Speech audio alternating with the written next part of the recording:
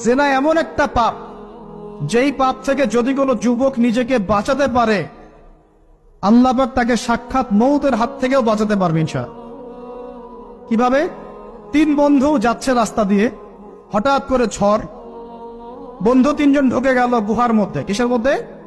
গুহায়, যে পাহাড়ি এলাকায় আপনারা থাকেন যারা, গুহার মধ্যে। হঠাৎ করে পাহাড়ের পাথর দিয়ে গুহার মুখটা বন্ধ হয়ে গেল। এখন খোলার কোনো অপশন নাই। সবাই বলছে এখন 3 জন, এখন তো আমরা বের হতে পারবো না। সবাই সবার নেক আমলের ওসিলা দিয়ে আল্লাহর কাছে দোয়া করো। কিসের ওসিলা দিয়ে? নেক আমলের ওসিলা দিয়ে দোয়া করতে হয়। যে হাদিস, এই ছেলে বলছে, যুবক ছেলে, আল্লাহ, আমার একজন চাচাতো বোন ছিল। কে ছিল? এই যে বয়ফ্রেন্ড গার্লফ্রেন্ড, খালাতো বোন, চাচাতো বোন। এখন তো বিচ্ছিরি অবস্থা।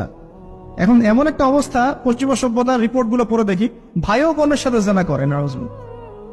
ওদের ওখানে নিজের আপন পিতার দ্বারাও মেয়ে সেক্সুয়াল হ্যারাসমেন্টের শিকার হয়। ওরা আমাদেরকে শেখায় এখন ভালো কোনটা মন্দ কোনটা।